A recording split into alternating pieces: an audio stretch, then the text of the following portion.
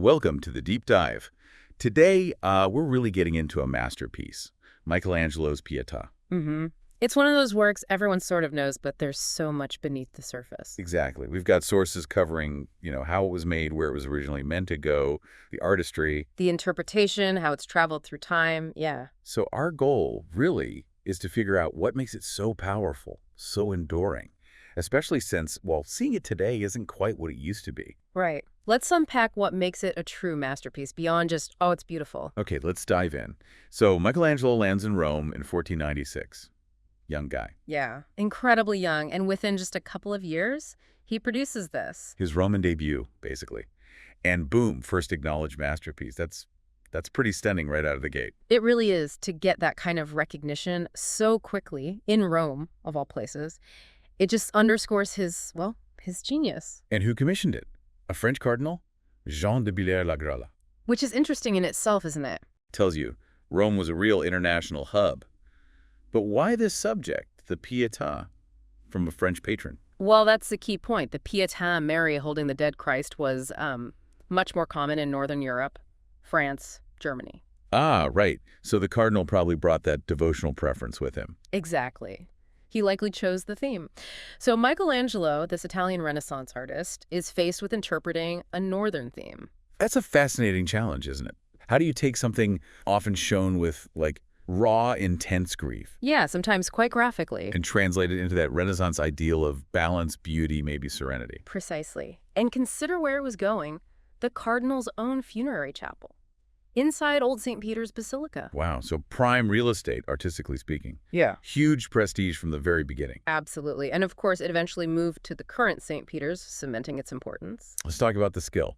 The sources rave about his ability with marble, making stone look like flesh, fabric, hair. Oh, it's legendary. That sensitivity for texture almost without parallel, as one source puts it, turning cold marble into something that looks soft, pliable. You can almost imagine the feel of it, the way the light would hit that polished surface. That luminosity of the marble itself adds another layer, but here's the kicker for us today. Right. The irony.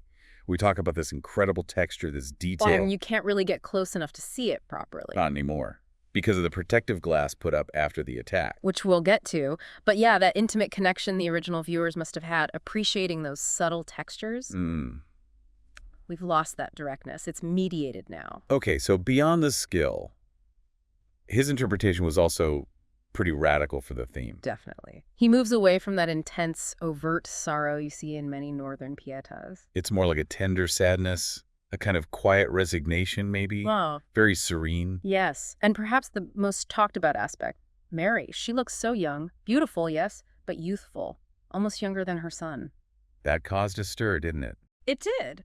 But Michelangelo apparently had a theological answer ready. Which was? Essentially that Mary's purity, her perpetual virginity, meant she wouldn't age like ordinary mortals. Her beauty was timeless, integral to her nature. Ah, connecting aesthetics to theology.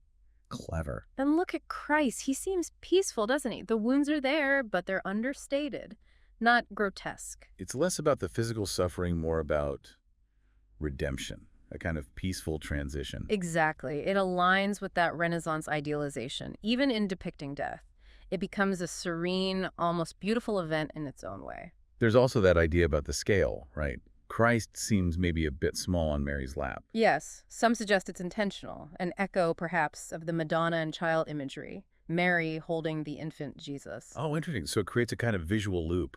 Mother and infant, mother and deceased son. Potentially. It adds another layer of meaning, reinforcing Mary as the eternal mother. Yeah. And it really highlights the difference from, say, the Rutgen Pietà, which is all sharp angles and raw agony, a totally different feeling. Stark contrast, yeah. Now, the sculpture's journey wasn't always smooth sailing. That attack in 1972. A terrible event. Laszlo Toth attacking it with a hammer, it was shocking. And the consequence? Well, besides the painstaking restoration, that's when the bulletproof glass went up. Understandable, absolutely necessary for protection, but it changed the viewing experience forever, created that distance we were talking about. Exactly. So wrapping up, we've seen Michelangelo's sheer genius, the French connection shaping the theme, his unique, almost serene take on the Pietà, and how history, even violence, has affected how we encounter it. It's a work layered with history. Artistic choices, patronage, devotion, damage, preservation. It all contributes to its story. Which leads us to something for you, the listener, to think about. How do all these layers, the original intent, the passage of time, the attack, the protective barrier, shape the Pietà's power today? What does it mean for a work to be so cherished, so iconic, that we can now only see it from afar, separated by glass? Does that distance diminish it, or does it perhaps add another layer to its mystique? Something to ponder,